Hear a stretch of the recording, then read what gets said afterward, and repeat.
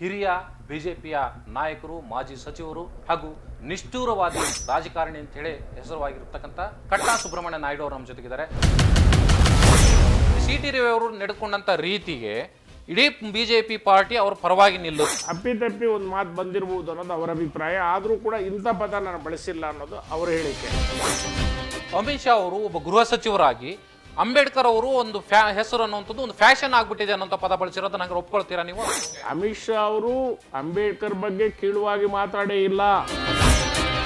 ಅಂಬೇಡ್ಕರ್ ಅಂಬೇಡ್ಕರ್ ಅಂಬೇಡ್ಕರ್ ಅನ್ನೋ ಪದನ ನೀವು ಇಷ್ಟು ಸಾರಿ ಬಳಸೋದ್ರ ಬದಲು ದೇವರ ಹೆಸರನ್ನು ಬಳಸಿದ್ರೆ ನಿಮಗೆ 7 ಜನ್ಮಕ್ಕಾಗಷ್ಟು ಸ್ವರ್ಗ ಸಿಕ್ತಿತ್ತು ಅಂತ ಹೇಳ್ತಾರೆ. ಅದು ಒಳ್ಳೇದಾಗುತ್ತೆ ಅನ್ನೋ ಭಾವನೆಯಿಂದ ಅವ್ರು ಮಾತಾಡಿರ್ಬೋದು. ನೋಡಿ, ಯಾರು ಒಬ್ರು ಇಬ್ರು ಮಾತಾಡಿ ಸಂವಿಧಾನ ಬದಲಾಯಿಸಕ್ಕೆ ಅವ್ರ ಅಪ್ಪನ ಕೈಲೇನೂ ಆಗೋದಿಲ್ಲ. ಬಿಜೆಪಿ ಅಧಿಕಾರದಲ್ಲಿದ್ದಂಥ ಸಂದರ್ಭದಲ್ಲಿ ರಾಜ್ಯ ಸರ್ಕಾರವನ್ನು ದಿವಾಳಿ ಎಬ್ಬಿಸಿ ಹೋಗಿದ್ದಾರೆ. ಸಿದ್ದರಾಮಯ್ಯನವರ ವಯಸ್ಸಿಗೆ ತಕ್ಕಂಗೆ ಅವ್ರು ಮಾತಾಡಬೇಕು ಅನ್ನೋದು ನನ್ನ ಅಭಿಪ್ರಾಯ. ನಮಸ್ಕಾರ, ಪ್ರಜಾಪ್ರತಿನಿಧಿ ವಿಶೇಷ ಕಾರ್ಯಕ್ರಮಕ್ಕೆ ಸ್ವಾಗತ. ನಾನು ನಿಮ್ಮ ರಮೇಶ್ ರೇಜಂಬೂರು. ಇವತ್ತು ಪ್ರಜಾಪ್ರತಿನಿಧಿ ಕಾರ್ಯಕ್ರಮದಲ್ಲಿ ನಮಗೆ ಹಿರಿಯ ಬಿಜೆಪಿಯ ನಾಯಕರು, ಮಾಜಿ ಸಚಿವರು ಹಾಗೂ ನಿಷ್ಠೂರವಾದಿ ರಾಜಕಾರಣಿ ಅಂತ ಹೇಳಿ ಹೆಸರುವಾಗಿರತಕ್ಕಂಥ ಕಟ್ಟಾ ಸುಬ್ರಹ್ಮಣ್ಯ ನಾಯ್ಡು ಅವರು ನಮ್ಮ ಜೊತೆಗಿದ್ದಾರೆ. ಕಟ್ಟಾ ಸುಬ್ರಹ್ಮಣ್ಯ ನಾಯ್ಡು ಅವರು ನಮಸ್ಕಾರ ಕಾರ್ಯಕ್ರಮಕ್ಕೆ. ನನಗೆ ಮೊದಲನೇದಾಗಿ ನಿಮಗೆ ಭಾಳಷ್ಟು ವರ್ಷಗಳಿಂದ ನೀವು ಸಕ್ರಿಯ ರಾಜಕಾರಣದಿಂದ ದೂರ ಉಳಿದಿದ್ರಿ. ಸೊ ಈಗ ಹೇಗಿದೆ ನಿಮ್ಮ ಆರೋಗ್ಯ ಅಂತ? ಆರೋಗ್ಯನೂ ಚೆನ್ನಾಗಿದೆ, ರಾಜಕೀಯನೂ ಚೆನ್ನಾಗಿದೆ. ಓಕೆ, ನಾನು ಸಕ್ರಿಯವಾಗಿ ಇಲ್ಲ ಅನ್ನೋದ್ರ ಬಗ್ಗೆ ನಿಮಗೆ ಅನುಮಾನಗಳನ್ನು ತೆಗೆಯೋದು ತುಂಬ ಇಂಪಾರ್ಟೆಂಟು. ಕಾರಣ ಏನು ಅಂತಂದರೆ 23ರ ಅಸೆಂಬ್ಲಿ ಚುನಾವಣೆಯಲ್ಲಿ ಸಕ್ರಿಯವಾಗಿ ಭಾಗವಹಿಸಿ 22, 23 ಕೋವಿಡ್ ಇದ್ದರೂ ಕೂಡ ನಾವು ರಾಜಕಾರಣ ಮಾಡಿದ್ವಿ. ಹೌದು. 24 ಪಾರ್ಲಿಮೆಂಟ್ ಚುನಾವಣೆಯಲ್ಲಿ ಸುಧಾಕರ್ ಅವರ ಕಾನ್ಸ್ಟಿಟ್ಯೂನ್ಸಿಗೆ ಇನ್ಚಾರ್ಜ್ ಮಾಡಿದ್ರೆ ನಾನೊಬ್ಬನೇ ಇನ್ಚಾರ್ಜ್ ಇದ್ದಿದ್ದು. 8 ಕಾನ್ಸ್ಟಿಟ್ಯೂನ್ಸಿಗೆ ರಾತ್ರಿ ಹಗಲು ಕೆಲಸ ಮಾಡಿದ್ವಿ. ಮೀಡಿಯಾಕ್ಕೆ ಕಾಣಿಸ್ಕೊಂಡಿಲ್ಲ ಅಷ್ಟೇ, ಸಕ್ರಿಯ ರಾಜಕಾರಣದಿಂದ ಏನೂ ದೂರ ಉಳಿದಿಲ್ಲ. ನಿಜ, ನಮಗೆ ವಯಸ್ಸಾಗ್ತಾ ಇದೆ, ಅದರಿಂದ ಸ್ವಲ್ಪ ದೂರ ಉಳಿಬೇಕು ಅನ್ನೋ ಒಂದು ತೀರ್ಮಾನ ಕೂಡ ಇದೆ. ಆದರೆ ಸಕ್ರಿಯ ರಾಜಕಾರಣದಿಂದ ದೂರ ಇರಲ್ಲ. ರಾಜಕಾರಣ ಇನ್ನೂ ಸ್ವಲ್ಪ ವರ್ಷ ನಾವು ಮಾಡೋಕ್ಕೆ ಸಾಧ್ಯ ಇದೆ ಅಂತ ನನಗೆ ಅನಿಸ್ತಿದೆ. ಆರೋಗ್ಯ ಚೆನ್ನಾಗಿದೆ, ಇನ್ನೂ ಸ್ವಲ್ಪ ದಿವಸ ರಾಜಕಾರಣ ಮಾಡ್ತೀವಿ. ಸರ್, ಈಗ ಬಿ ಜೆ ಪಿಯಲ್ಲಿ ವಿಚಾರಕ್ಕೆ ಬರ್ತೀನಿ ನಾನು. ಮೊದಲನೇದಾಗಿ ಒಂದು ಕಡೆಗೆ ನೀವು ವಿಜೇಂದ್ರ ಅವರು ಮತ್ತು ಯಡಿಯೂರಪ್ಪನವರು ಬಹಳ ಹತ್ತಿರದಿಂದ ಬಲ್ಲಂಥವ್ರು. ಸೊ ಬಿ ಜೆ ಪಿಯಲ್ಲಿ ಇತ್ತೀಚೆಗೆ ನಡೆದಂಥ ಒಂದು ಬೆಳವಣಿಗೆ ನೀವು ಗಮನಿಸಿರ್ಬೋದು. ಸದನದಲ್ಲಿ ಸಿ ಟಿ ರವಿ ಅವರು ನಡೆದುಕೊಂಡಂಥ ರೀತಿಯ ಬಗ್ಗೆ ಸಾಕಷ್ಟು ಚರ್ಚೆಗಳು ನಡೀತಾ ಇದ್ದಾವೆ. ಸೊ ಅದ್ರ ಬಗ್ಗೆ ನೀವೇನು ಹೇಳ್ತೀರಿ? ಫಸ್ಟ್ ರಿಯಾಕ್ಷನ್ ಏನು ನಿಮ್ಮದು ಅಂತ? ಯಡಿಯೂರಪ್ಪನವರು ಇವತ್ತು ಕೂಡ ನಮ್ಮ ಸರ್ವೋಚ್ಚ ನಾಯಕರು. ಅವರ ಮಾರ್ಗದರ್ಶನದಲ್ಲಿ ಮುಂದಿನ ಚುನಾವಣೆ ಕೂಡ ನಾವು ಮಾಡೋರಿದ್ದೇವೆ. ವಿಜಯೇಂದ್ರ ಅವರು ತುಂಬ ಯುವ ನಾಯಕರು, ವಿದ್ಯಾವಂತರು, ವಕೀಲರಾಗಿದ್ದಾರೆ. ಅವರು ಈ ರಾಜ್ಯಕ್ಕೆ ಮುಂದಿನ ಪೀಳಿಗೆಗೆ ನಾಯಕತ್ವ ಕೊಡುವಂಥ ಎಲ್ಲ ಲಕ್ಷಣಗಳು ಅವ್ರಿಗಿದ್ದಾವೆ. ಅದರಲ್ಲಿ ಯಾವ ಅನುಮಾನವೂ ಇಲ್ಲ. ಒಂದು ಲೀಡರ್ನ ತೋರಿಸಿ ನೀವು, ಆ ವರ್ಚಸ್ಸಿರೋರನ್ನ, ಆ ಏಜ್ನವ್ರನ್ನ, 50 ಆಸುಪಾಸಲ್ಲಿದ್ದಾರೆ. ಇನ್ನೂ 25 ವರ್ಷ ನಮ್ಮ ರಾಜ್ಯಕ್ಕೆ ಭಾರತೀಯ ಜನತಾ ಪಾರ್ಟಿಗೆ ನೇತೃತ್ವ ಕೊಡುವಂಥ ಒಬ್ಬ ಲೀಡರ್ ಬೇಕು ನಮಗೆ. ಇದೇ ರೀತಿ ಇರುವಂಥ ನಾಯಕರು ಭಾರಿ ಕಡಿಮೆ ಇದ್ದಾರೆ. ಎಲ್ಲರೂ ವಯಸ್ಸು ಜಾಸ್ತಿ ಆಗಿದೆ. ಆದರೆ ಈ ವಯಸ್ಸಿನಲ್ಲಿ, ಮಧ್ಯ ವಯಸ್ಸಿನಲ್ಲಿರುವಂಥವರು ಭಾರಿ ಕಡಿಮೆ ಇದ್ದಾರೆ. ಮನುಷ್ಯನಿಗೆ ವಿದ್ಯಾವಂತಿಕೆ ಇದೆ, ಹೋರಾಟ ಮಾಡುವಂಥ ಸ್ವಭಾವ ಇದೆ, ಸಂಘಟನೆ ಮಾಡೋ ಶಕ್ತಿ ಇದೆ, ಎಲ್ಲರ ಜೊತೆಗೆ ಹೋಗುವಂಥದ್ದು ಇದೆ. ಆದರೆ ಕಾಂಗ್ರೆಸ್ ನಾಯಕರು ಹೇಳುವಂಥದ್ದು ವಿಜಯೇಂದ್ರ ಅವರಿಗೆ ಇನ್ನೂ ರಾಜಕಾರಣದಲ್ಲಿ ಅವರು ಪಳಗಿಲ್ಲ, ಸಾಕಷ್ಟು ಅವರು ಪಳಗಬೇಕಿದೆ. ಸೊ ಅಂಥವ್ರಿಗೆ ರಾಜ್ಯಾಧ್ಯಕ್ಷ ಹುದ್ದೆಯನ್ನು ಕೊಟ್ಟಿದ್ದಾರೆ ಅನ್ನುವಂಥ ಆರೋಪಗಳನ್ನು ಮಾಡ್ತಾರೆ. ಈಗ ಕಾಂಗ್ರೆಸ್ನಲ್ಲಿ ಎಷ್ಟು ವರ್ಷಗಳು ರಾಜಕಾರಣ ಮಾಡಿ ಕೆಲವರಿಗೆಲ್ಲ ಹೊಸಬರಿಗೆ ಮಂತ್ರಿಗಳನ್ನು ಮಾಡಿದಾರಲ್ಲ. ಫಸ್ಟ್ ಸಲ ಗೆದ್ದು ಬಂದವ್ರಿಗೂ ಮಂತ್ರಿ ಮಾಡಿದ್ರಿ. ಅವ್ರೇನು ರಾಜಕೀಯ ಅನುಭವ ಪಡ್ಕೊಂಡಿದ್ರು. ಎರಡನೇ ಸಲ ಗೆದ್ದು ಬಂದವರಿಗೆಲ್ಲ ಮಂತ್ರಿಗಳನ್ನು ಮಾಡಿದ್ರಿ. ಏನು ಅನುಭವ ಇತ್ತು? ಒಂದ್ಸಲ ಆ ಕುರ್ಚಿ ಮೇಲೆ ಕೂತ ಮೇಲೆ ಎಲ್ಲರಿಗೂ ಕೂಡ ಆಟೋಮೆಟಿಕ್ ಆಗಿ ಅನುಭವ ಬಂದೇ ಬರುತ್ತೆ. ಈಗ ನೀವು ಇಲ್ಲಿ ನಮ್ಮನ್ನ ಪ್ರಶ್ನೆ ಮಾಡಕ್ಕೆ ನೀವು ನಿಂತಿದ್ರಿ. ನಿಮ್ಮನ್ನೆಲ್ಲ ಕೂರಿಸಿದ್ರೇನೆ ನಿಮಗೂ ಬರೋದು ಏನು ಪ್ರಶ್ನೆ ಕೇಳಬೇಕು ಅಂತ. ನಿಮ್ಮನ್ನ ಅಲ್ಲೇನೆ ನಿಲ್ಲಿಸ್ಬಿಟ್ಟು ನೀವು ಎಲ್ಲ ಮಾಡಿ ಅಂದ್ರೆ ಆಗೋದಿಲ್ಲ. ಆದ್ರೆ ರಾಜಕಾರಣದಲ್ಲಿ ಇಡೀ ಪಕ್ಷವನ್ನ ಮುಂದೆ ಒಂದು ರೀತಿ ರಥದ ರೀತಿಯಲ್ಲಿ ತೆಗೆದುಕೊಂಡು ಹೋಗಬೇಕು ಅಂದಾಗ ಸ್ವಲ್ಪ ಅನುಭವಗಳು ಬೇಕಾಗುತ್ತಲ್ವಾ? ಯಡಿಯೂರಪ್ಪನವರು ಭಾರತೀಯ ಜನತಾ ಪಾರ್ಟಿ ಅಧ್ಯಕ್ಷರಿದ್ದಾಗ 45 ವಯಸ್ಸು ಅವರಿಗೆ, ಓಕೆ, ಎಲ್ಲರಿಗಿಂತಲೂ ಚಿಕ್ಕವರು. ಅವತ್ತು ಪಾರ್ಟಿ ಯೋಚನೆ ಮಾಡಿಲ್ವಾ? ಆವತ್ತು ಯಡಿಯೂರಪ್ಪನ ಮಾಡಿದ್ರಲ್ಲ, ಚಿಕ್ಕ ವಯಸ್ಸು ಹೆಂಗಾಗುತ್ತೆ? ಚಿಕ್ಕ ವಯಸ್ಸು ಹೆಂಗಾಗುತ್ತೆ? ಯಡಿಯೂರಪ್ಪನವ್ರ ವಯಸ್ಸು ಆ ವಯಸ್ಸಿಗೆ ಈ ವಯಸ್ಸಿಗೆ ನೀವು ಲೆಕ್ಕ ಹಾಕಿ. ಓಕೆ, ಅವ್ರಿಗೆ ಯಾವ ವಯಸ್ಸಿನಲ್ಲಿ ಅಧ್ಯಕ್ಷ ಮಾಡಿದ್ರು? ಅಂದ್ರೆ ಹುರುಪಿರುತ್ತೆ ಅನ್ನೋದು ನೀವು ಹೇಳ್ತಾ ಇರೋದು. ಹುರುಪಿರಬೇಕು, ಶಕ್ತಿ ಇರಬೇಕು, ಮೊಬಿಲೈಸೇಷನ್ ಮಾಡಬೇಕು, ಸಂಪನ್ಮೂಲ ಕ್ರೋಢೀಕರಣ ಮಾಡಬೇಕು, ಎಲ್ಲ ವರ್ಗದ ಜನರ ಜೊತೆಗೂ ಕೂಡ ಬೆರೆಯುವಂಥ, ಎಲ್ಲರ ಜೊತೆ ನಡೆಯುವಂಥ ಒಂದು ಗುಣ ಇರಬೇಕು. ಓಕೆ, ಕೆಲವರಿಗೆ ಇಷ್ಟ ಇಲ್ಲದೆ ಇರ್ಬೋದು, ಅವರ ಸ್ವಾರ್ಥಕ್ಕೋಸ್ಕರ ಮಾತಾಡ್ತಾರೆ. ಈಗ ನಾವು ಇಷ್ಟ ಇಲ್ಲ ಅನ್ನೋ ಕಾರಣಕ್ಕೆ ನಾನು ಒಂದು ಪ್ರಶ್ನೆ ಕೇಳ್ತೀನಿ. ಬಸನಗೌಡ ಪಾಟೀಲ್ ಯತ್ನಾಳ್ ಅವರು ಈ ವಕ್ಫ್ ವಿಚಾರದಲ್ಲಿ ಬಹಳ ದೊಡ್ಡದಾಗಿ ಹೋರಾಟ ಮಾಡಕ್ಕೆ ಶುರು ಮಾಡಿದ್ರು. ಎಲ್ಲ ಒಂದು ಕಡೆಗೆ ವಿಜೇಂದ್ರ ಅವರಿಗೆ ಅದು ಹಿನ್ನಡೆ ಆಯ್ತಾ? ಒಂದು ಪ್ರಶ್ನೆ. ಎರಡನೇದು, ಅವ್ರು ನೇರವಾಗಿ ಪದೇ ಪದೇ ಯಡಿಯೂರಪ್ಪನವರ ಹೆಸರನ್ನು ತೆಗೆದುಕೊಳ್ತಾರೆ, ವಿಜೇಂದ್ರ ಅವರ ಹೆಸರನ್ನು ತೆಗೆದುಕೊಳ್ತಾರೆ. ಯಾಕೆ ಹೀಗೆ ಅಂತ? ಆ ವಿಚಾರಕ್ಕೆ ಫುಲ್ ಸ್ಟಾಪ್ ಆಗಿದೆ. ಓಕೆ, ನೀವು ಕಾಮನು ಇಡಬೇಡಿ, ಡ್ಯಾಶು ಇಡಬೇಡಿ, ಅದು ಫುಲ್ ಸ್ಟಾಪ್ ಆಗಿದೆ. ಸೊ ಈಗ ಸಿ ಟಿ ರವಿ ಪ್ರಶ್ನೆ ನಾನು ಕೇಳಿದೆ.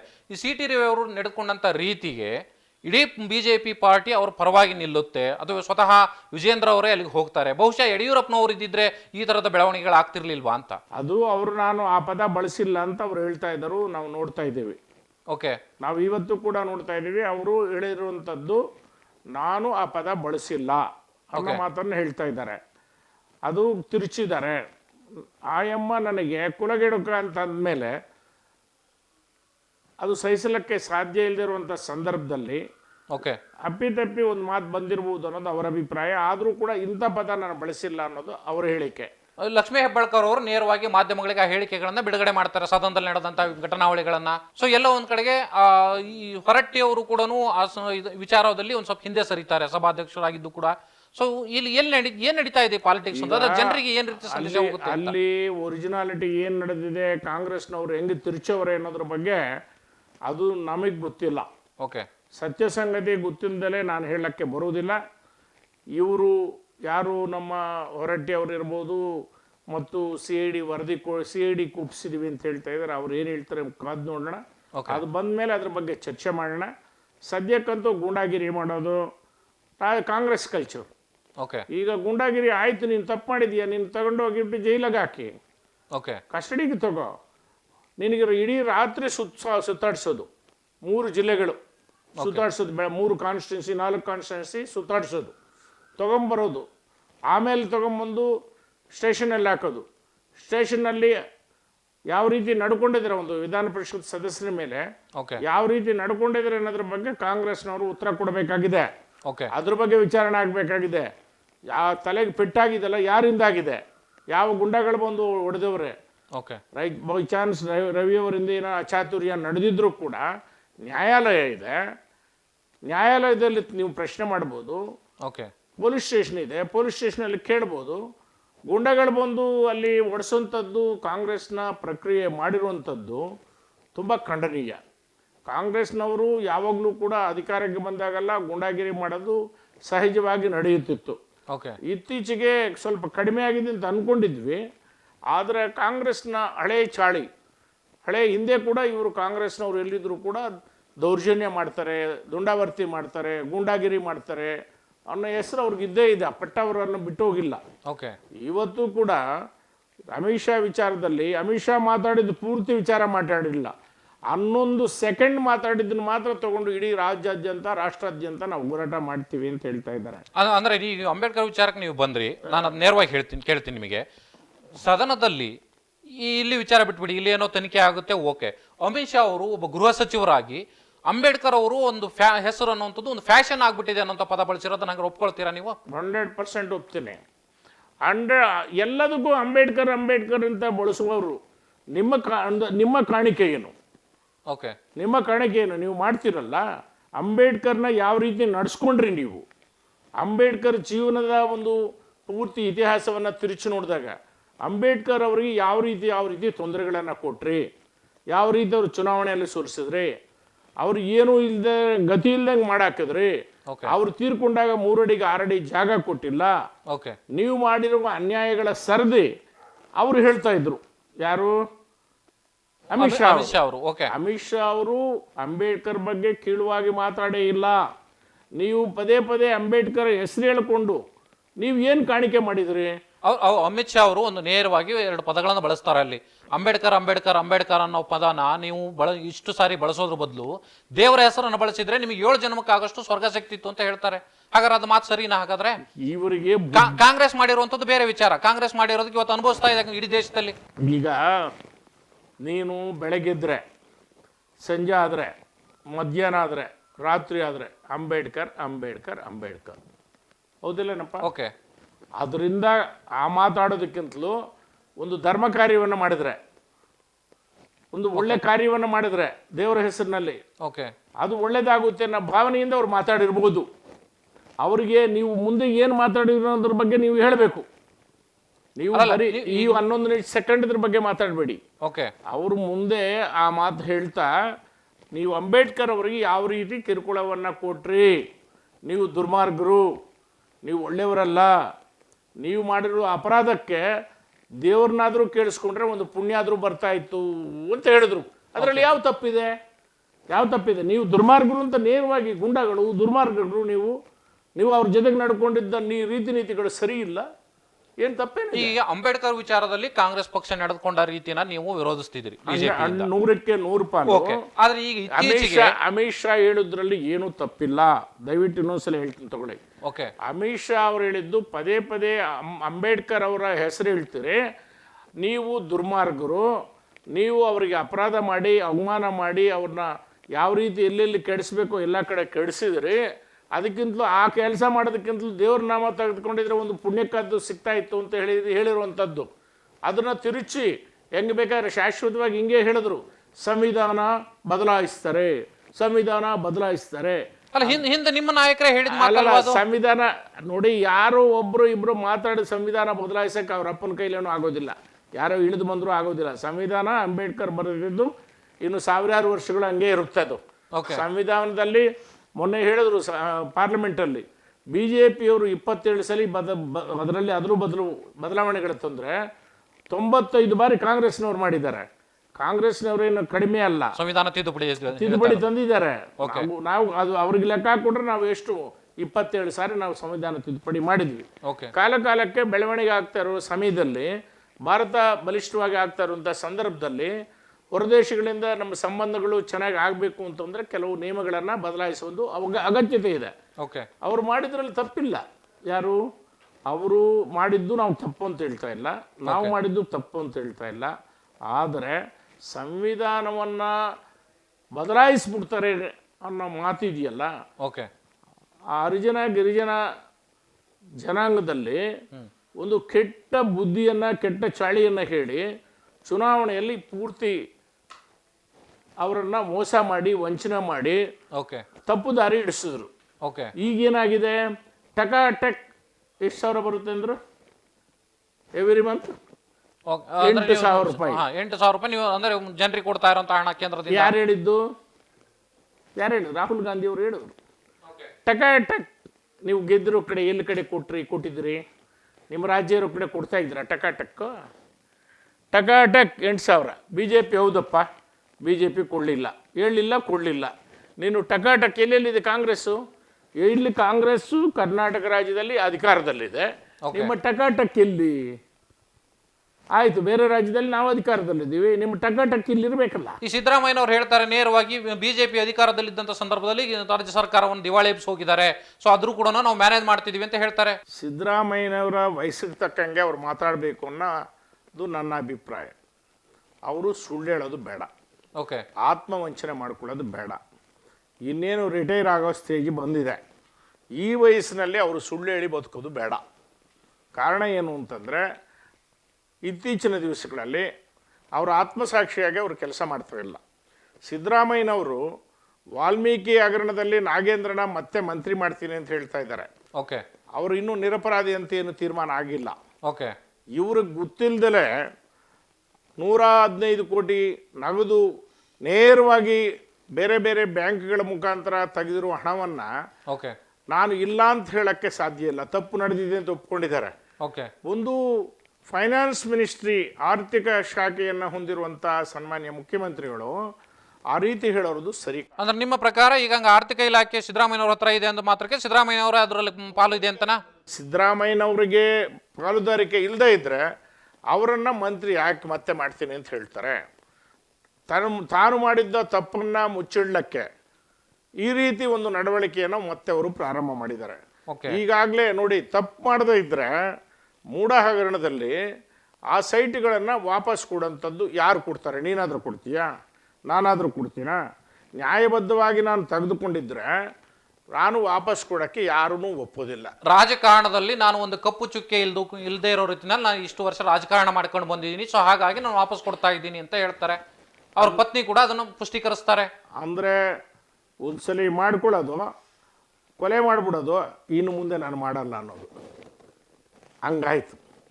ಕೊಲೆ ಮಾಡಿಬಿಡೋದು, ಕೊಲೆ ಮಾಡಿದ್ದು ಎಲ್ಲರಿಗೂ ಗೊತ್ತಾಗೋಗಿದೆ, ಆದರೆ ಮತ್ತೆ ನಾನು ಕೊಲೆ ಮಾಡಲ್ಲ ಅನ್ನೋದು ಎಷ್ಟು ಮಟ್ಟಕ್ಕೆ ಸರಿ? ಅವರ ಸ್ಟೇಚರ್ ಇದೆಯಲ್ಲ, ಒಂದು ಎತ್ತರದ ಮುಖ್ಯಮಂತ್ರಿ ಅಲ್ವಾ? ಓಕೆ, ಅವರು ಈ ಮಾತಾಡೋದು ಸರಿನಾ? ಆದರೆ ಈ ಹಿಂದೆ ನೀವು ರೀಡು ಪ್ರಕರಣವನ್ನು ತೆಗೆದುಕೊಂಡು ಬಂದ್ರಿ. ಹಿಂದೆ ಸಿದ್ದರಾಮಯ್ಯನವರು ಮುಖ್ಯಮಂತ್ರಿ ಆಗಿದ್ದ ಸಂದರ್ಭದಲ್ಲಿ ಅದು ತಾರ್ಕಿಕ ಅಂತ್ಯ ಕಾಣಲಿಲ್ಲ. ಸೊ ಈಗ ಮೈಸೂರಿನಲ್ಲಿ ಇರತಕ್ಕಂಥ ಮೂಡ ಹಗರಣ ಎತ್ಕೊಂಡು ಬಂದ್ರಿ, ಬಟ್ ಇದು ಎಲ್ಲೂ ಕೂಡ ತಾರ್ಕಿಕ ಅಂತ್ಯ ಕಾಣ್ತಾ ಇಲ್ಲ. ಸೊ ಎಲ್ಲ ಒಂದ್ ಕಡೆ ಬಿಜೆಪಿ, ಒಂದ್ ಕಡೆಯಲ್ಲಿ ಕಾಂಗ್ರೆಸ್ನವ್ರು ಹೇಳೋ ರೀತಿಯಲ್ಲಿ ನಾಯಕತ್ವದ ಕೊರತೆಯಿಂದ ಈ ತರದ ಸಮಸ್ಯೆಗಳು ಕ್ರಿಯೇಟ್ ಆಗ್ತಾ ಇದೆಯಾ? ಈಗ ಪ್ರಿಯಾಂಕಾ ಖರ್ಗೆ ಅವರು ಇವತ್ತು ಮಾತು ಹೇಳ್ತಿದ್ದಾರೆ. ಮೂಡ ಹಗರಣದಲ್ಲಿ ನಾವು ಮಾಡಿದಷ್ಟು ಒಂದು ಧರಣಿ ಇರ್ಬೋದು, ಹೋರಾಟ ಇರ್ಬೋದು, ಯಾರೂ ಕೂಡ ಮಾಡಿಲ್ಲ. ಅದರಲ್ಲಿ ಎರಡನೇ ಮಾತೇನಿಲ್ಲ. ಓಕೆ, ಅಷ್ಟೊಂದು ದೊಡ್ಡ ಪ್ರಮಾಣದಲ್ಲಿ ಹೋರಾಟವನ್ನು ನಾವು ಮಾಡಿದ್ವಿ. ಜನತಾದಳ BJP ಸೇರ್ಕೊಂಡು ನಾವು ಮಾಡಿದ್ವಿ. ಓಕೆ, ಮುಂದೆ ಕೂಡ ಜನತಾದಳ BJP ಒಂದಾಗೆ ಮುಂದಕ್ಕೆ ಹೋಗುತ್ತೆ. ಸದ್ಯಕ್ಕೆ ಏನೋ ಒಂದು ಸಲ ನಮ್ಗೆ ಹಿನ್ನಡೆ ಆಗಿದೆ ಅಂದರೆ ಅದು ಪೂರ್ತಿ ಹಿನ್ನಡೆ ಆಗೋಗಿದೆ ಅಂತಲ್ಲ. ಇವರು ನೀವು ಇಷ್ಟು ಹೇಳ್ತೀರಿ, ಇಲ್ಲಿಂದ ಬಳ್ಳಾರಿ ಚಲೋ ಅಂತ ನಡೆದ್ರಲ್ಲ, ತಾರ್ಕಿಕ ಅಂತ ತೆಗೆದುಕೊಂಡು ಹೋದ್ರ? ಏನು ಒಂದು 5-6 ದಿವಸ ಪಾದಯಾತ್ರೆ ಮಾಡಿದ್ರು, ಬಿಟ್ರು. ಎಲ್ಲಿಗೆ ತಗೊಂಡೋದ್ರು? ಕೊನೆಗೆ ಅದು ಯಡಿಯೂರಪ್ಪನವ್ರು ಜೈಲಿಗೆ ಹೋಗ್ಬೇಕಾಯ್ತು, ಜನಾರ್ದನ್ ರೆಡ್ಡಿ ಅವರು ಜೈಲಿಗೆ ಹೋಗ್ಬೇಕಾಯ್ತು. ಅವರಿಂದ ಆಗಲಿಲ್ಲ. ಓಕೆ, ಯಾರಿಂದ? ಕಾಂಗ್ರೆಸ್ಸಿನ ಪಾದಯಾತ್ರೆಯಿಂದ ಆಗಿಲ್ಲ. ಅದು ಬೇರೆಯವರು ಕಂಪ್ಲೇಂಟ್ ಕೊಟ್ಟು ಆ ಕಂಪ್ಲೇಂಟ್ನ ಒಂದು ಆಧಾರದ ಮೇಲೆ ಅವರು ತಪ್ಪು ಅಂತೇಳಿ ಹೇಳಿ ಹೋಗ್ಬೇಕಾಗಿ ಬಂತು. ಯಡಿಯೂರಪ್ಪನವರು ಹೋಗಿದ್ದು ಆ ಒಂದು ಗಣಿ ವಿಚಾರದಲ್ಲಿ ಅಲ್ಲ, ಓಕೆ, ಆ ಸಂದರ್ಭದಲ್ಲಿ ಎಲ್ಲವೂ ಕೂಡ ಬಂದ್ಬಿಟ್ಟು ಅಂತ ಇಲ್ಲ. ಅದೆಲ್ಲ ಸುಳ್ಳು. ಕರೆಕ್ಟಾಗಿ ಎಲ್ಲ ವಿಷಯ ಗೊತ್ತಿದ್ದು ಮಾತಾಡಬೇಕು. ಯಡಿಯೂರಪ್ಪನವರನ್ನ ಜೈಲಿಗೆ ಕಳಿಸಿದ್ದು ಮಾಚೇನಹಳ್ಳಿ ಪ್ರಕರಣ, ಮಾಚೇನಹಳ್ಳಿ ವಿಚಾರದಲ್ಲಿ ಅವ್ರಿಗೆ ಅವತ್ತು ಹೇಳಿರುವಂಥದ್ದು. ಓಕೆ, ಇದಕ್ಕೆ ಗಣಿಗೆ ಸಂಬಂಧ ಇಲ್ಲ. ನಮ್ಮ ಜನಾರ್ದನ್ ರೆಡ್ಡಿ ಅವರು ಹೋಗಿರುವಂಥದ್ದು ಬೇರೆಯವರ ಕಂಪ್ಲೇಂಟ್ ಮಾಡಿ ಆ ಕಂಪ್ಲೇಂಟ್ನ ಆಧಾರದ ಮೇಲೆ ಅವ್ರನ್ನ ಜೈಲಿಗೆ ಕಳಿಸಿದ್ದು. ಬಟ್ ಅದು ಗಣಿ ಹಗರಣನೇ ಅಲ್ವಾ? ಅದು ಇವರ ಹೋರಾಟದಿಂದ ಅಲ್ಲ, ಅದು ಮೊದಲೇ ಆಗಿತ್ತು. ಆ ಕೇಸು ಮೊದಲೇ ಆಗಿತ್ತು. ಗಣೇಶನ್ ಅವರು ಕೇಸ್ ಹಾಕಿದ್ರು. ಓಕೆ, ಆಮೇಲೆ ಇವರು ಹೆಸರಿಗೋಸ್ಕರ ಇವರು ಹೋರಾಟ ಮಾಡಿದ್ರು. ಇಬ್ರಾಹಿಂ ಕೇಸ್ ಹಾಕಿದ್ರು, ಗಣೇಶ್ ಅವರು ಕೇಸ್ ಹಾಕಿದ್ರು ಆ ಸಂದರ್ಭದಲ್ಲಿ. ಬಟ್ ಇವತ್ತು ಅದೇ ಇಬ್ರಾಹಿಂ ಅವರೇ ಇಷ್ಟೆಲ್ಲ ಮಾತಾಡ್ತಾರಲ್ಲ. ಮೇಕದಾಟು ವಿಚಾರ ಏನು ಮಾಡಿದ್ರು? ಗಣಿ ಬಗ್ಗೆ ಅವರು ತಾರ್ಕಿಕ ಹಂತಕ್ಕೆ ತೆಗೆದುಕೊಂಡು ಹೋಗಿಲ್ಲ, ಮಧ್ಯದಲ್ಲೇ ಬಿಟ್ಟರು. ನ್ಯಾಯಾಂಗ ಅದು ಕೆಲಸ ಮಾಡಿದೆ, ಅದ್ರ ಬಗ್ಗೆ ನಾವು ಚರ್ಚೆ ಮಾಡಿ ಪ್ರಯೋಜನ ಇಲ್ಲ. ಓಕೆ, ಮೇಕದಾಟುಗೆ ಎಷ್ಟು ಜನ ಪ್ರವಾಸ ಮಾಡಿದ್ರು, ಎಷ್ಟು ಹೋರಾಟ ಮಾಡಿದ್ರು? ನಾವು ಬಂದ ಕೂಡಲೇ ಮೇಘದಾಟನ್ನ ಕೊಟ್ಬಿಡ್ತೀವಿ ಅಂತ ಹೇಳಿ ನಾವು ಬಂದ ಕೂಡಲೇ ಮೇಘದಾಟು. ಕೇಂದ್ರದಲ್ಲಿ BJP ಸರ್ಕಾರದಿಂದ ಅವತ್ತು ಕಾಮನ್ ಸೆನ್ಸ್ ಇಲ್ವಾ? ಅವತ್ತು BJP ಸರ್ಕಾರನೇ ಅಲ್ಲಿರೋದನ್ನ ಕಾಮನ್ ಸೆನ್ಸ್ ಅವತ್ತು ಇತ್ತು. ಇವತ್ತು BJP ಸರ್ಕಾರನೇ ಇದೆ. ನೀವು ನಿಮ್ಮ ಸ್ನೇಹಿತರು ಅಲ್ಲಿ ತಮಿಳ್ನಾಡಲ್ಲಿ ರೂಲಿಂಗ್ ಮಾಡ್ತಾ ಇದ್ದಾರೆ. ನೀವು ಅವ್ರನ್ನ ಒಪ್ಪಿಸಿ ತರೋಂಥದ್ದು ನಿಮ್ಮ ಜವಾಬ್ದಾರಿ. ನಿಮ್ಮ ಒಂದು ತಪ್ಪುಗಳನ್ನು ತಿದ್ದುಕೊಳ್ಳದಲೆ ಬರೀ BJP ಮೇಲೆ ಎಲ್ಲ ಗೂಬೆ ಕೂರಿಸೋಂಥ ಕೆಲಸ ಮಾಡ್ತಾ ಇದ್ದೀರಿ. ಯಾವ ಹೋರಾಟ ತಾರ್ಕಿಕ ಅಂತ ಕಾಂಗ್ರೆಸ್ನವ್ರು ತಗೊಂಡೋಗಿದ್ರೆ ಅಂತ ನಮ್ಮನ್ನು ಕೇಳ್ತೀರಿ ನೀವು. ಕಾಂಗ್ರೆಸ್ನವ್ರು ಯಾವುದು ಎಲ್ಲಿ? What is the result today?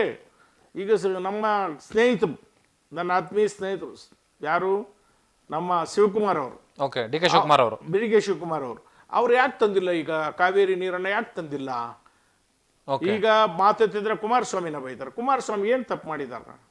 ಕುಮಾರಸ್ವಾಮಿಗೆ ರಾಜಕೀಯ ಹಿನ್ನಡೆ ಆಗಿರ್ಬೋದು, ಆದರೆ ಅವರು CM ಇದ್ದಾಗ ಅತ್ಯಂತ ಫಸ್ಟ್ ಕ್ಲಾಸ್ ಆಗಿ ಅಡ್ಮಿನಿಸ್ಟ್ರೇಷನ್ ಮಾಡಿದ್ದಾರೆ. ಏನು ಪರ್ಫೆಕ್ಟಾಗಿ ಅಡ್ಮಿನಿಸ್ಟ್ರೇಷನ್ ಮಾಡಿರುವಂಥ ಒಬ್ಬ ಯಶಸ್ವಿ ಮುಖ್ಯಮಂತ್ರಿ ಅವರು ನಾವು ಇವತ್ತು ಕೇಂದ್ರದಲ್ಲಿ ಮಂತ್ರಿ ಆಗಿದ್ದಾರೆ. ಏನೋ ಅವರ ಮಗ ಸೋತ್ ಕೂಡಲೇ ಏನೋ ಹಿನ್ನಡೆ ಆಗೋಗ್ಬಿಟ್ಟಿದೆ, ರಾಜಕೀಯ ಇನ್ನೂ ಇಲ್ವೇ ಇಲ್ಲ, ಸ್ವಾಮಿ ಏನೂ ಇಲ್ಲದೆ ಇರೋವಂಥವ್ರು 2 ಸೀಟ್ ಇದ್ದಂಥ BJP ಇವತ್ತು 10 ವರ್ಷ ಆಗಿದೆ, 15 ವರ್ಷ ಆಡಳಿತ ಮಾಡ್ತೀವಿ, ಇನ್ನೂ ಮುಂದಕ್ಕೆ ಇನ್ನೊಂದು 10-15 ವರ್ಷ ಮಾಡ್ತೀವಿ, ಇನ್ನೂ 30 ವರ್ಷಗಳ ಕಾಲ BJP ಕೇಂದ್ರದಲ್ಲಿ ಆಡಳಿತದಲ್ಲಿ ಇರುತ್ತೆ. ಓಕೆ, ಇವೆಲ್ಲ ಗೊತ್ತಿದ್ದುಕೊಂಡು ರಾಜಕೀಯ ಒಂದು ಆಸೆಗೋಸ್ಕರ ರಾಜ್ಯವನ್ನು ದಿವಾಳಿತನ ಮಾಡಿ ಇವತ್ತು ಅನೇಕ ಆಸೆಗಳನ್ನು ಹುಟ್ಟಿಸಿ ಇವತ್ತು ನಮ್ಮ ಮೇಕೆದಾಟು ವಿಚಾರದಲ್ಲಿ utter flop, okay, failure. Priyanka Kharge ಏನಾದ್ರೂ ಮಾಡಿದ್ರೆ ಸ್ಟಾಲಿನ್ ಅಲ್ಲಿ ಹಿಂದೆ ಹೋಗ್ಬಿಡ್ತಾನೆ. ಓಕೆ, ಇವ್ರು ಏನಾದ್ರೂ ಮಾತಾಡಿದ್ರೆ ಇಂಡಿಯಿಂದ NDAಗೆ ಬಂದ್ಬಿಡ್ತಾನೆ. ಆ ಭಯ ಅವ್ರನ್ನ ಕಾಡ್ತಾ ಇದೆ. ಆ ಕಾರಣಕ್ಕಾಗಿ ಮೇಕೆದಾಟು ವಿಚಾರ ಬೆಂಗಳೂರಿಗೆ ಅನ್ಯಾಯ ಮಾಡ್ತಾ ಇದ್ದಾರೆ. ಅವರು ಸರಿಪಡಿಸಕ್ಕೆ ಅವ್ರ ಕೈಲಿ ಆಗುತ್ತೋ ಇಲ್ಲೋ ಗೊತ್ತಿಲ್ಲ. ಹೇಳಿದ ಮಾತಿನಂತೆ ಅವ್ರು ನಡ್ಕೊಂತ ಇಲ್ಲ. ನ್ಯಾಯಾಂಗ ಇದೆ, ನ್ಯಾಯಾಂಗದಲ್ಲಿ ಹೋರಾಟ ಮಾಡಬೇಕು, ನ್ಯಾಯಾಂಗದಿಂದ ಅನುಮತಿ ತರಬೇಕು, ಅನುಮತಿ ತಗೊಂಡು ಪ್ರಾಜೆಕ್ಟ್ ಪ್ರಾರಂಭ ಮಾಡಬೇಕು. ಮೇಕೆದಾಟುವನ್ನ ಯಾಕೆ ಪ್ರಾರಂಭ ಮಾಡಲಿಲ್ಲ ನೀವು? ಓಕೆ, ನೀವು ಬಿಡಿ, ಆಯಿತು, ಮೇಕೆದಾಟಿಗೆ ನಮ್ಮ ಲಿಮಿಟ್ ಎಷ್ಟು ದೂರ ಇದೆಯೋ ಅಷ್ಟು ದಿವಸ ನೀವು ಕಾಲುವೆನ ರೆಡಿ ಮಾಡಿ, ಅಲ್ಲಿ ಚೆಕ್ ಡ್ಯಾಮ್ಗಳನ್ನು ರೆಡಿ ಮಾಡಿ, ಓಕೆ, ಬರುವ ನೀರನ್ನು ಎಕ್ಸ್ಟ್ರಾ ನೀರನ್ನು ಈ ಕಡೆಯಿಂದಲೇ ತಗೊಳ್ಳಿ. ಮೇಕೆದಾಟು ತನಕ ಯಾಕೆ ಹೋಗ್ತೀರಿ ನೀವು? ಇನ್ನು ಹಿಂದೆನೇ ತಗೊಳ್ಳಿ, ಹಿಂದೆನೇ ಡೈವರ್ಟಿಫಿಕೇಶನ್ ಮಾಡಿ. ಯಾವುದು ನಮ್ಮ ನದಿ ನೀರು ಹೋಗಿ ಬಂಗಾಳಾಖಾತಕ್ಕೆ ಹೋಗುತ್ತಲ್ಲಪ್ಪ, ಓಕೆ, ಬಂಗಾಳಕೊಲ್ಲಿಗೆ ಹೋಗುತ್ತಲ್ಲ, ಆ ನೀರನ್ನು ತೆಗೆದುಕೊಂಡ್ಬಂದು ಇಲ್ಲಿನ ನಮಗೆ ಬಿಡಿ, ಅಲ್ಲೆಲ್ಲಿ ಸ್ಟೋರೇಜ್ ಟ್ಯಾಂಕ್ಗಳನ್ನು ನಿರ್ಮಾಣ ಮಾಡಿ. ಯಾಕೆ ಮಾಡ್ತಾ ಇಲ್ಲ ಅದು? ಓಕೆ, ಮಳೆಗಾಲದಲ್ಲಿ ಸರ್ಪ್ಲಸ್ ವಾಟರ್ ಮೆಟ್ಟೂರು ಡ್ರಾಮ್ಗೆ ನಾವು ಏನು ಕೊಡಬೇಕು ಕೊಡ್ತೀವಲ್ಲ, ಓಕೆ, ಅದಾದ್ಮೇಲೆ ನೀರು ಜಾಸ್ತಿ ಬರುತ್ತಲ್ಲ, ರಿಸರ್ವಾಯರ್ಸ್ನ ಅಲ್ಲೆಲ್ಲೆಲ್ಲೆಲ್ಲೆ ಮಾಡಿ. ನೀವು ಬೆಂಗಳೂರಿಗೆ ಉದ್ಧಾರ ಮಾಡಬೇಕು ಅಂತಿದ್ರೆ ರಿಸರ್ವಾಯರ್ಸ್ನ ರೆಡಿ ಮಾಡಿ. ಮೇಕೆದಾಟು ವಿಚಾರ ಆಮೇಲೆ ತಗೊಳ್ಳಿ. ಈಗ ನಮ್ಮ ಕೈಲಿ ಮೇಕೆದಾಟು ಆಗ್ತಾ ಇಲ್ಲ, ನಮಗೆ ತೊಂದರೆ ಇದೆ ಅಂತ ಹೇಳ್ತಾ ಇದ್ರಲ್ಲ. ಕೇಂದ್ರದಲ್ಲಿ BJP ಸರ್ಕಾರ, ಕೇಂದ್ರದಲ್ಲಿ ಕಾಂಗ್ರೆಸ್ ಸರ್ಕಾರ ಇದ್ದಾಗ ಏನು ಮಾಡಿದ್ರಿ? ಆವತ್ತು ಯಾಕೆ ತೊಗೊಂಬಂದಿಲ್ಲ? ಇಲ್ಲಿ ಕಾಂಗ್ರೆಸ್ ಸರ್ಕಾರ ಇದ್ದಿ, ಆವತ್ತು ಯಾಕೆ ಬಂದಿಲ್ಲ?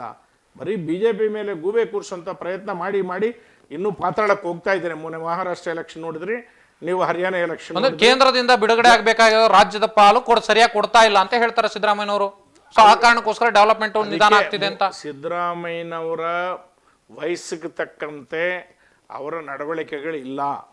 ಸುಳ್ಳು ಹೇಳೋದ್ರಲ್ಲಿ ಇತ್ತೀಚೆಗೆ ನಿಸ್ಸೀಮರಾಗ್ತಾ ಇದ್ದಾರೆ. ದಯವಿಟ್ಟು ಅವ್ರನ್ನ ತಿದ್ದುಕೊಳ್ಳಿ. ಅವ್ರು ತಿದ್ಕೊಂಡು ಕೇಂದ್ರಕ್ಕೆ ಅಮೌಂಟ್ ಬೇರೆ ರಾಜ್ಯಕ್ಕೆ ಎಷ್ಟು ಕೊಟ್ಟವ್ರೆ, ಇದೆಷ್ಟು ಕೊಟ್ಟವ್ರೆ, ಮ್ಯಾಥಮ್ಯಾಟಿಕ್ಸನ್ನು ರಿಲೀಸ್ ಮಾಡಲಿ. ಅವರು ರಿಲೀಸ್ ಮಾಡಿದ್ದಾರೆ. ಈಗ 60,000 ಕೋಟಿ ರೂಪಾಯಿ ನಮ್ಮ ರಾಜ್ಯದಿಂದ ಕಲೆಕ್ಟ್ ಆಗ್ತಾ ಇದೆ, ನಮಗೆ ಕೊಡ್ತಾ ಇರೋದು 1 ರೂಪಾಯಿನಲ್ಲಿ ಕೇವಲ 3 ರೂಪಾಯಿ ಮಾತ್ರ ಅಂತ ಅವ್ರು ಹೇಳ್ತಾರೆ. ನೀನು ಅವ್ರು ಹೇಳೋದು ಮಾತೆಲ್ಲ ಬರೀ ಸುಳ್ಳು ಹೇಳಿ ಜನರನ್ನ ತಪ್ಪು ದಾರಿ ಹಿಡಿಸ್ತಾ ಇದ್ದಾರೆ. ಓಕೆ, ಏನೇನು ಕಾನೂನು ಪ್ರಕಾರ ಬರಬೇಕಾಗಿದೆ ಹಣವನ್ನೆಲ್ಲ ರಿಲೀಸ್ ಮಾಡಿದ್ದಾರೆ. ಓಕೆ, ಎಲ್ಲ ರಾಜ್ಯಗಳಿಗೆ ಯಾವ ರೀತಿ ಮಾಡ್ತಾರೆ ಅದೇ ಸಮಾನವಾಗಿ ಇವ್ರು ಮಾಡಿದ್ದಾರೆ. ಅವರು ಕೇಂದ್ರ ಏನಾದರೂ ಬರೀ ಕರ್ನಾಟಕಕ್ಕೆ ಏನಾದರೂ ಅನ್ಯಾಯ ಮಾಡಿದರೆ ನಾವು ನಾಳೆ ಬೆಳಗ್ಗೆನೇ ಯಡಿಯೂರಪ್ಪನ ಕರ್ಕೊಂಡ್ಬರ್ತೀವಿ, ನಡೀರಿ ಹೋಗೋಣ ನಡಿಲೆಗೆ. ಅದಕ್ಕೆ ಆ ಸವಾಲಿಗೆ ನಾನು ಸವಾಲು ಹಾಕ್ತೀನಿ ಅವ್ರಿಗೆ ಬೇಕಾದ್ರೆ. ಓಕೆ, ನಿಮಗೆ ಸುಮ್ಮನೆ ಬರೀ ಸುಳ್ಳು ಹೇಳಬಾರ್ದು. ನೀವು ಯೂಸೇಜ್ ಸರ್ಟಿಫಿಕೇಟ್ ಕೊಟ್ಟಿದ್ದೀರಾ? ಓಕೆ, ನೀವು ಫಂಡ್ಸ್ ಬಂದಿದೆಯಲ್ಲ, ಯಾವ್ಯಾವ ಬಾಬ್ತಲ್ಲಿ ಬಂದಿದೆ ಅದಕ್ಕೆಲ್ಲನೂ ಯೂಸೇಜ್ ಸರ್ಟಿಫಿಕೇಟ್ ನಾವು ಕೊಡಬೇಕು ಅಲ್ಲಿಗೆ. ಓಕೆ, ಎಲ್ಲಿಗೆ? ಕೇಂದ್ರ ಸರ್ಕಾರ ಕೊಡಬೇಕು ಪ್ರತಿ ರಾಜ್ಯಗಳು. ಕೊಟ್ರೇನೆ ಮತ್ತೆ ಫಂಡ್ ರಿಲೀಸ್ ಆಗೋದು. ಲೋಪಗಳು ಎಲ್ಲಿದ್ದಾವೆ ಅನ್ನೋದನ್ನ ನೀವು ಮೊದಲು ಹೇಳಿ, ನಿಮ್ಮ ನಡವಳಿಕೆ ಹೇಗಿದೆ ಅನ್ನೋದನ್ನು ಹೇಳಿ. ಕೇಂದ್ರ ಸರ್ಕಾರವರು ಅಕ್ಕಿ ಕೊಡ್ತೀವಿ ಅಂತ ಹೇಳಿದ್ರಾ? ಅಕ್ಕಿ ಕೊಡಲಿಲ್ಲ ಅಂತ ಹೇಳಿ ಧರಣಿ ಮಾಡ್ತಿರಲ್ಲ, ಅವ್ರು ಹೇಳಿದ್ರೆ ಅಕ್ಕಿ ಕೊಡ್ತೀವಿ ಅಂತ.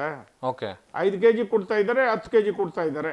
ಅದು ಯಾವ ಕೋವಿಡಿಂದ ಇನ್ನೂ ಕಂಟಿನ್ಯೂ ಮಾಡಬಹುದ್ರೆ ಯಾರು? ಮೋದಿಯವರು. ಓಕೆ, ಅವ್ರು ಮಾಡ್ತಾ ಇರೋ ಕೆಲಸ ಇವ್ರನ್ನ ಕೇಳ್ಬಿಟ್ಟು ಮಾಡಿದಾರಾ? ಇವ್ರನ್ನ ಹೇಳ್ಬಿಟ್ಟು ಮಾಡಿದಾರಾ? ಇವ್ರು ಯಾರು ಅದನ್ನು ಕ್ವಶನ್ ಮಾಡೋಕ್ಕೆ? ಅದ್ರ ಬಗ್ಗೆ ಧರಣಿ ಹೋಗ್ತಾರೆ. ಓಕೆ, ಇವ್ರಿಗೆ ನಾಚಿಕೆ ಆಗೋದಿಲ್ವಾ? ಅಲ್ಲ ರೀ, 5 kg ಅಕ್ಕಿ ಇವ್ರು ಚುನಾವಣೆ ಗೆಲ್ಲೋದಕ್ಕೋಸ್ಕರ ಎಲ್ಲ ನಾಟಕ ಮಾಡಿ ರಾಜ್ಯವನ್ನು ದಿವಾಳಿತನ ಮಾಡಿ ಇಡೀ ಫ್ರೀ ಬಿಟ್ಟಿ ಭಾಗ್ಯಗಳನ್ನು ಕೊಟ್ಟು ಇವತ್ತು ರಾಜ್ಯವನ್ನ ಅಧೋಗತಿಗೆ ತಳ್ಳಿದ್ದಾರೆ. ಈಗ ನೀವು ಬಿಟ್ಟಿ ಭಾಗ್ಯ ಅಂತ ಕರ್ನಾಟಕದ ವಿಚಾರದಲ್ಲಿ ಹೇಳ್ತೀರಿ, ಬಟ್ ಇದನ್ನೇ ನೀವು ಬೇರೆ ರಾಜ್ಯಗಳಲ್ಲಿ ಫಾಲೋ ಮಾಡ್ತಾ ಇದ್ದೀರಲ್ವಾ ಬಿಜೆಪಿ ಪಕ್ಷ ಅಂತ ಕೇಳ್ತಿದ್ದಾರೆ ಅವರು. ಯಾವುದೇ ರಾಜ್ಯ ಮಾಡಿದ್ರು ತಪ್ಪು, ನಮ್ಮವ್ರು ಮಾಡಿದ್ರು ತಪ್ಪು. ಯಾವಾಗ ಮಾಡ್ಬೋದು ಅನ್ನೋ ವಿಚಾರವನ್ನು ನೀವು ಜನಕ್ಕೆ ತಿಳಿಸ್ಬೇಕು. ನಮ್ಮ ಹತ್ರ 150 ರೂಪಾಯಿ ಇದ್ದು 100 ರೂಪಾಯಿ ಬಡ್ಜೆಟ್ಗೆ ಹೋಗಿ 50 ರೂಪಾಯಿ ಸರ್ಪ್ಲಸ್ ಇದ್ದರೆ ಓಕೆ ಆವಾಗ ಮಾಡಿದ್ರೆ ತಪ್ಪಿಲ್ಲ. ಅಥವಾ 25 ರೂಪಾಯಿ ಸರ್ಪ್ಲಸ್ ಬಡ್ಜೆಟ್ ಇದ್ದು 100 ರೂಪಾಯಿ ನಮ್ಮ ಬಡ್ಜೆಟ್ ಗಾತ್ರಪ್ಪ, 25 ರೂಪಾಯಿ ಎಕ್ಸೆಸ್, ನನಗೆ 125 ರೂಪಾಯಿ ಬರ್ತಾ ಇದೆ, 25 ರೂಪಾಯಿ ನೀವು ಅವಾಗ ಖರ್ಚು ಮಾಡಿದ್ರೆ ತಪ್ಪಿಲ್ಲ. ನಿನಗೆ 80 ರೂಪಾಯಿ ಆದಾಯ ಬರ್ತಾ ಇದ್ದು ಅದರಲ್ಲಿ 40 ರೂಪಾಯಿ ನೀನು ಬಿಟ್ಟಿ ಭಾಗ್ಯಗಳಿಗೆ ಕೊಟ್ಟು ಅಭಿವೃದ್ಧಿ ಕೆಲಸ ಜೀತಗಳಿಗೆ 40 ರೂಪಾಯಿ ಕೊಟ್ಟರೆ ಅಭಿವೃದ್ಧಿ ಗುಂಡು ಸುನ್ನೆ ಆಗುತ್ತೆ. ಅವ್ರು ಹೇಳ್ತಾರೆ ಅಂತ ನಾವು ಏನು 5 ಫ್ರೀ ಸ್ಕೀಮನ್ನು ಕೊಟ್ಟಿದ್ದೀವಿ, ಇವರು ಪ್ರೀವಿಯಸ್ ಅಂತ ಹೇಳ್ತಾರೆ. ಆದರೆ ಈಗ ಅವರು BJP ನಾಯಕರು ಮೋದಿ ಗ್ಯಾರಂಟಿ ಬಿಟ್ಟರೆ ಬೇರೆ ಏನೂ ಇಲ್ಲ ಅವ್ರದ್ದು ಅಂತ ಹೇಳ್ತಿದ್ದಾರೆ ಅವರು. ನಾವು ಏನು ಕೊಡಲ್ಲಪ್ಪ, ರಾಜ್ಯದ ಜನತೆ ಚೆನ್ನಾಗಿರಬೇಕು, ಯುವಕರಿಗೆ ಉದ್ಯೋಗ ಸಿಗಬೇಕು, ಉದ್ಯೋಗ ಆರ್ಥಿಕವಾಗಿ ದೇಶ ಸದೃಢವಾಗಿ 12ನೇ ಸ್ಥಾನದಲ್ಲಿದ್ದ ಭಾರತ ದೇಶವನ್ನು 5ನೇ ಸ್ಥಾನಕ್ಕೆ ತಂದಿದ್ದಾರೆ, 3ನೇ ಸ್ಥಾನಕ್ಕೆ ತರಕ್ಕೆ ನೋಡ್ತಾ ಇದ್ದಾರೆ. 1ನೇ ಸ್ಥಾನದಲ್ಲಿ ಅಮೆರಿಕ ಇದೆ, 2ನೇ ಸ್ಥಾನದಲ್ಲಿ ಚೈನಾ ಇದೆ, ನಾವು 3ನೇ ಸ್ಥಾನದಲ್ಲಿ ಇವತ್ತು ಜಪಾನ್ ಇದೆ, 4ನೇ ಸ್ಥಾನದಲ್ಲಿ ಜರ್ಮನಿ ಇದೆ, ಈಗ ನಾವು 5ನೇ ಸ್ಥಾನದಲ್ಲಿ ಇದ್ದೀವಿ. ಓಕೆ, ನಾನು ಕೇಳೋದು, ನೀವು ಅವರೇನು ಕಮ್ಮಿ ಮಾಡಲಿಲ್ಲ, ರಾಜ್ಯವನ್ನು ಪ್ರಗತಿಯತ್ತ ತಗೊಂಡು ಹೋಗ್ತಾ ಇದ್ದಾರೆ. ಮ್ಯಾಥಮೆಟಿಕ್ಸ್ ಒಂದ್ಸಲಿ ನೋಡ್ಕೊಳ್ಳಿ, ನೀವೆಷ್ಟು ಎಲ್ಲಿದ್ದೀರಿ, ನಿಮ್ಮ ಮ್ಯಾಥಮೆಟಿಕ್ಸ್ ಕೊಡಿ ನೋಡೋಣ, ನಿಮ್ಮ ಮ್ಯಾಥಮೆಟಿಕ್ಸ್ ಕೊಡಿ. ಆಯ್ತು, GDP ನಮ್ಮ ಸರ್ಕಾರದಲ್ಲಿ ಇದ್ದಂಥ ಸಂದರ್ಭದಲ್ಲಿ ಹೆಚ್ಚಾಗಿತ್ತು, ಆದರೆ ಮೋದಿ ಬಂದ ನಂತರ GDP ಬಿದ್ದೋಗಿದೆ ಅಂತ ಹೇಳ್ತಾರೆ, ಡಾಲರ್ಸ್ ಮೌಲ್ಯ ಬಿದ್ದೋಗಿದೆ ಅಂತ ಹೇಳ್ತಾರೆ, ರೂಪಾಯಿ ಮೌಲ್ಯ ಬಿದ್ದೋಗಿದೆ ಅಂತಿದ್ದಾರೆ. ಇಡೀ ಪ್ರಪಂಚದ ಆರ್ಥಿಕ ವ್ಯವಸ್ಥೆಯಲ್ಲಿ ಏರುಪೇರುಗಳು ಆದರೂ ಕೂಡ ನಾವೆಲ್ಲಿದ್ದೀವಿ ಅನ್ನೋದು ಇಂಪಾರ್ಟೆಂಟು. ಓಕೆ, ರುಪಿ ಮೌಲ್ಯ ಕುಸಿಯೋದಕ್ಕೆ ಇದಕ್ಕೆ ತಾಳ ಹಾಕಕ್ಕೆ ಆಗೋದಿಲ್ಲ. ಇವತ್ತು ನಾವು ಯೋಚನೆ ಮಾಡಬೇಕಾಗಿರೋದು, ಆರ್ಥಿಕವಾಗಿ ನಾವು 5 ಟ್ರಿಲಿಯನ್ ಮಾಡ್ತೀವಿ ಅಂತ ಹೇಳಿದ್ದಾರೆ. 5 ಟ್ರಿಲಿಯನ್, ಈಗ 3 ಟ್ರಿಲಿಯನ್ಗೆ ಬಂದಿದ್ದೀವಿ, 4 ಟ್ರಿಲಿಯನ್ಗೆ ಬಂದಿದ್ದೀವಿ, 5 ಟ್ರಿಲಿಯನ್ಗೆ ನಾವು ಮಾಡ್ತೀವಿ ಅಂತ ಹೇಳಿದ್ದಾರೆ. ನಿಮ್ಮ ಹತ್ರ ನೀನು ಎಷ್ಟು ಖರ್ಚು ಮಾಡ್ತಾ ಇದೆ ಅಂತ ಇಂಪಾರ್ಟೆಂಟ್ ಅಲ್ಲ, ಬೇರೆಯವ್ರ ದುಡ್ಡು ಎಷ್ಟು ಮೌಲ್ಯ ಆಗಿದೆ ಅಂತ ಗೊತ್ತಿಲ್ಲ, ಅದಲ್ಲ. ನಿಮ್ಮ ಹತ್ರ ಎಷ್ಟು ಆದಾಯ ಇದೆ, ನೀನು ಸರ್ಕಾರ ತಗೊಳ್ಳುವಾಗ ಯಾವ ಸ್ಥಿತಿಯಲ್ಲಿದೆ. ಇಡೀ ಪ್ರಪಂಚದಲ್ಲಿ 14ನೇ ಸ್ಥಾನದಲ್ಲಿದ್ದು 12ನೇ ಸ್ಥಾನಕ್ಕೆ ಬಂದಿದ್ದು, ಇವತ್ತು ನಾವು 5ನೇ ಸ್ಥಾನಕ್ಕೆ ಬಂದಿದ್ವಿ. ಅಂದರೆ ಕೇಂದ್ರ ಸರ್ಕಾರ ಸರಿಯಾಗಿ ಆಡಳಿತ ಮಾಡದೇ ಇದ್ದಿದ್ರೆ 5ನೇ ಸ್ಥಾನಕ್ಕೆ ಬರೋಕ್ಕೆ ಆಗ್ತಾನೆ ಇರಲಿಲ್ಲ. ಓಕೆ, ನೀವು ಇದ್ರ ಬಗ್ಗೆ ಮಾತಾಡೋಕ್ಕೆ ನಿಮಗೆ ನೈತಿಕತೆಯೇ ಇಲ್ಲ. ಕಾಂಗ್ರೆಸ್ನವರು ಇದನ್ನು ಮಾತಾಡೋಕ್ಕೆ ಅವ್ರ ಕೈಲಿ ನೈತಿಕತೆ ಇಲ್ಲ. ಓಕೆ, ಅವರು ಗೌರವಾನ್ವಿತ ದಿವಂಗತ ಮನಮೋಹನ್ ಸಿಂಗ್ ಅವರಿಗೆ ಯಾವ ರೀತಿ ಕಾಂಗ್ರೆಸ್ ಮೊನ್ನೆ ನಡ್ಕೊಂಡಿದ್ರೆ ನಿಮಗೆ ಗೊತ್ತಿದೆ. ಇವ್ರ ನಡವಳಿಕೆ ಗಾಂಧಿ ಫ್ಯಾಮಿಲಿ ಬಿಟ್ಟರೆ ಬೇರೆ ಯಾರಿಗೂ ರಾಜ್ಘಾಟಲ್ಲಿ ಜಾಗ ಕೊಡಬಾರ್ದು, ಡಿಲ್ಲಿಯಲ್ಲಿ ಕೊಡಬಾರ್ದು. ಈಗ ಅವರು ಈ ವಿಚಾರ ಕೇಳಿದಕ್ಕೆ ನಾನು ಹೇಳ್ತಿದ್ದೀನಿ, ಮನಮೋಹನ್ ಸಿಂಗ್ ಅವರ ಸ್ಮಾರಕ ಕಟ್ಟಲಿಕ್ಕೆ BJP ರಾಜಕಾರಣ ಮಾಡಕ್ ಹೊರಟಿದೆ ಅಂತ ಹೇಳಿ, ರಾಜ್ಘಾಟಲ್ಲಿ ಜಾಗ ಕೊಡಿ ಅಂತ ಹೇಳಿ ಸಂಸದರು ಕೊಟ್ಟಾಯ್ತು. ರಾಜಕಾರಣದಲ್ಲೇ ಜಾಗ ಅನೌನ್ಸ್ ಮಾಡಿದ್ದಾರೆ, ಅದಕ್ಕೆಲ್ಲ ಬದಲಾವಣೆ ತರ್ತಾ ಇದ್ದಾರೆ ಕಾನೂನನ್ನ. ಅವರಿಗೆ ಏನೇನು ಖರ್ಚಾಗುತ್ತೋ ಅಲ್ಲಿ ಕಟ್ತಾರೆ, ಅದು ಮೋದಿ ಅವ್ರಿಗೆ ಗೊತ್ತಿದೆ. ಮೋದಿಯವರು ಇವತ್ತು ಪ್ರಪಂಚದ ನಾಯಕರಾಗಿದ್ದಾರೆ. ಎಲ್ಲ ಪ್ರಪಂಚದಲ್ಲೂ ಎಲ್ಲ ದೇಶಗಳು ಕೂಡ ಮೋದಿಯವ್ರನ್ನ ಹೊಗಳ್ತಾ ಇದ್ದಾವೆ, ಹಾಡಿ ಹೊಗಳ್ತಾ ಇದ್ದಾವೆ. ನಿಮ್ಮನ್ನು ಯಾರು ಹಾಡಿ ಹೊಗಳ್ತಾ ಇದ್ದಾರೆ? ನೀವು ದೇಶದಲ್ಲಿ ವಿದೇಶಕ್ಕೆ ಹೋದ್ರೆ ಭಾರತದ ಮರ್ಯಾದೆ ತೆಗಿತಾ ಇರುವಂತ ನೀವು ಭಾರತಕ್ಕೆ ಕೊಡ್ತಾ ಇರುವಂತ ಕೊಡುಗೆ ಏನು? ಕರ್ನಾಟಕದ ಜನ ನಮ್ಮನ್ನು ಬೆಂಬಲಿಸ್ತಿದ್ದಾರೆ ಅಂತಾರೆ. ಕರ್ನಾಟಕದ ಜನ ತಾತ್ಕಾಲಿಕವಾಗಿ ಬೆಂಬಲಿಸ್ಬೋದು. ಪಾರ್ಲಿಮೆಂಟ್ ಚುನಾವಣೆಯಲ್ಲಿ ಏನಾಯಿತು ನಿಮ್ಮ ಯೋಗ್ಯತೆ ಗೊತ್ತಾಗಿದೆ. ನೀವು ಎಷ್ಟು ಸೀಟ್ ಗೆದ್ರಿ, ನಾವು ಎಷ್ಟು ಸೀಟ್ ಗೆದ್ರಿ ಅಂತೇಳಿ ಲೋಕಲ್ ಚುನಾವಣೆಯಲ್ಲಿ ಇಲ್ಲಿ ತಾತ್ಕಾಲಿಕವಾಗಿರುವಂಥ ನಾಯಕರಿರ್ತಾರೆ, ಹತ್ತಿರದಲ್ಲಿರ್ತಾರೆ, ಅವ್ರು ನೋಡ್ಕೊಂಡು ಅವ್ರಿಗೆ ಓಟ್ ಹಾಕಿರ್ಬೋದು. ಅವರು ಹೇಳಿದ್ದಾರೆ ದೇಶ ಹೇಗಿರಬೇಕು ಅಂತ ಕರ್ನಾಟಕದ ಜನತೆಗೆ ಗೊತ್ತಿದೆ. ಎಷ್ಟು ಸೀಟ್ ಗೆದ್ರಪ್ಪ ಕಾಂಗ್ರೆಸ್ಸು? ಎಷ್ಟು ಗೆದ್ರೆ ಹೇಳಿ ಹೋಗ್ಲಿ. ಅಂದರೆ ಈಗ ನೀವು ರಾಜ್ಯದಲ್ಲಿ ದಯವಿಟ್ಟು ನೀವು ಕಾಂಗ್ರೆಸ್ಸು ಎಷ್ಟು ಸೀಟು ಇಲ್ಲಿ ಗೆದ್ದಿದೆ, ಇವ್ರು ನಾವು ಗೆದ್ದು ನೀವೆಲ್ಲ ಇಷ್ಟೆಲ್ಲ ಬಿಟ್ಟಿ ಭಾಗ್ಯಗಳು ಕೊಟ್ಟು ಕೂಡ ನಿಮ್ಮನ್ನು ಜನ ತಿರಸ್ಕಾರ ಮಾಡಿದ್ದಾರೆ. ಈಗ ಮತ್ತೆ ದೇಶದಲ್ಲಿ ಕಾಂಗ್ರೆಸ್ ಅನ್ನು ಮತ್ತೆ ಒಪ್ಕೊಳ್ಳಿಕ್ಕೆ ಸಿದ್ಧರಿಲ್ಲ ಅಂತೀರಿ ನೀವು? ಹಾಗಾದ್ರೆ 100ಕ್ಕೆ 100 ಪಾಲು ಮಹಾರಾಷ್ಟ್ರ ಸ್ವಾತಂತ್ರ್ಯ ನಂತರ ಬಹುತೇಕ ವರ್ಷಗಳ ಕಾಲ ಮಹಾರಾಷ್ಟ್ರವನ್ನು ಆಳ್ವಿಕೆ ಮಾಡಿದಂಥದ್ದು ಕಾಂಗ್ರೆಸ್. ಇತಿಹಾಸ ತೆಗೆದು ನೋಡಿ ಒಂದ್ಸಲ. ಬಹುತೇಕ 100ಕ್ಕೆ 80% ಆಡಳಿತ ಮಾಡಿದ್ದು ಕಾಂಗ್ರೆಸ್. ಹುಟ್ಟೂರು ಯಾವುದಕ್ಕೆ? ತವರೂರು ಕಾಂಗ್ರೆಸ್ ಪಕ್ಷಕ್ಕೆ. ಯಾವುದು? ಮಹಾರಾಷ್ಟ್ರ. ಮೊನ್ನೆ ಏನಾಯ್ತು ಸ್ವಾಮಿ? ಕಾಂಗ್ರೆಸ್ ಎಷ್ಟು ಗೆಲ್ತು? 15 ಸೀಟು ಗೆತ್ತು. 280 ಸೀಟಲ್ಲಿ ಎಷ್ಟು ಗೆತ್ತು? 15 ಸೀಟ್ ಮಾತ್ರ ಗೆದ್ದಿರೋದು. 15 ಸೀಟ್ ಗೆದ್ದಿದ್ದು.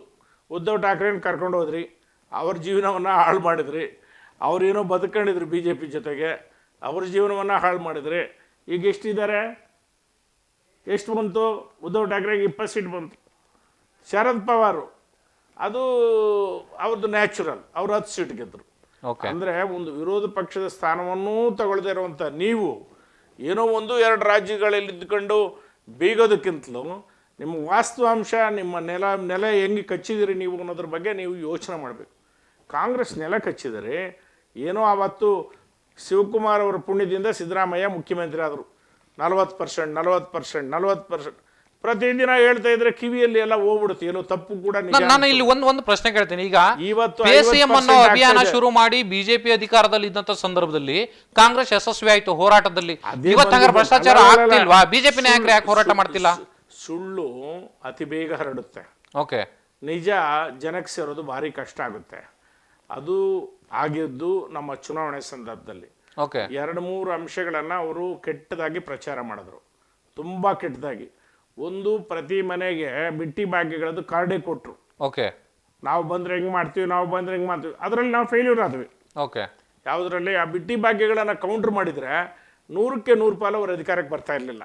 ಓಕೆ, ನಮ್ಮವರು ಯಾರಿದ್ರು ನಮ್ಮ ಅಚಾತುರ್ಯದಿಂದ ಅವರ ಅಧಿಕಾರ. ಯಡಿಯೂರಪ್ಪನವರನ್ನ ಅಧಿಕಾರದಿಂದ ಕೆಳಗಿಳಿಸಿದ್ದು ಆ ವಿಚಾರದಲ್ಲಿ ಹೆಂಗಾರೆ ಹೊಡ್ತಾ ಬಿತ್ತ ನಿಮಗೆ? ಇಲ್ಲ, ಅದು ಒಂದು ಕಾರಣ ಇರ್ಬೋದು. ಆದರೆ ಅವ್ರನ್ನ ಕೌಂಟ್ರ್ ಮಾಡೋದ್ರಲ್ಲಿ ಆ ಸಂದರ್ಭದಲ್ಲಿ, ಚುನಾವಣೆ ಸಂದರ್ಭದಲ್ಲಿ ಬಿಟ್ಟಿ ಭಾಗ್ಯಗಳ ಆಸೆ ತೋರಿಸಿ ಏನೋ ಬಂದ್ಬಿಡುತ್ತೆ ಅಂತ ಹೇಳ್ಬಿಟ್ಟು ಅವರು ಜನ ನಂಬಿ ಮೋಸ ಹೋಗಿದ್ದಾರೆ. ಓಕೆ, ಮತ್ತೆ ಪಾರ್ಲಿಮೆಂಟ್ ಚುನಾವಣೆ ಬರೋಷ್ಟೊತ್ತಿಗೆ ತಿಳ್ಕೊಂಬಿಟ್ರು, ಓ ಇದರಿಂದ ನಮಗೇನು ಲಾಭ ಇಲ್ಲ ಅಂಥೇಳಿ. ಓಕೆ, ಯಾರಿಗೆ ಓಟ್ ಹಾಕಿದ್ರು? ಆದ್ರೆ ಉಪಚುನಾವಣೆಯಲ್ಲಿ ಕಾಂಗ್ರೆಸ್ ಕೈ ಹಿಡಿತಾರೆ ಜನ. ಕಾಂಗ್ರೆಸ್, ನಾನು ಆಗಲೇ ಹೇಳಿದೆ, ಉಪಚುನಾವಣೆಯಲ್ಲಿ ಯಾಕೆ ಆಗ್ತಾರೆ ಅಂತಂದರೆ, ಲೋಕಲಲ್ಲಿ ನಮಗೆ ಹತ್ರ ಇರೋ ನಾಯಕರಿದ್ದರೆ, ಸರ್ಕಾರ ನಮ್ಮದಿದ್ರೆ, ನಾವು 14 ಜನ ಗೆದ್ದಿದ್ದೀವಿ ಸ್ವಾಮಿ. ಓಕೆ, ಉಪಚುನಾವಣೆಯಲ್ಲಿ ನಾವು ಒಂದು ಬಾರಿ, ನಾನು ಯಡಿಯೂರಪ್ಪನವರ ಮಂತ್ರಿಮಂಡಲದಲ್ಲಿ ಮಿನಿಸ್ಟರ್ ಆಗಿದ್ದೆ, ನಾವು 14 ಜನ ಗೆದ್ವಿ. ಯಾವ ಸರ್ಕಾರ ಇರುತ್ತೋ ಆ ಸರ್ಕಾರಕ್ಕೆ ಆವತ್ತು ಸಹಜ ಅಂತೀರಿ, ಲೋಕಲಲ್ಲಿ ಸಪೋರ್ಟ್ ಮಾಡ್ತಾರೆ.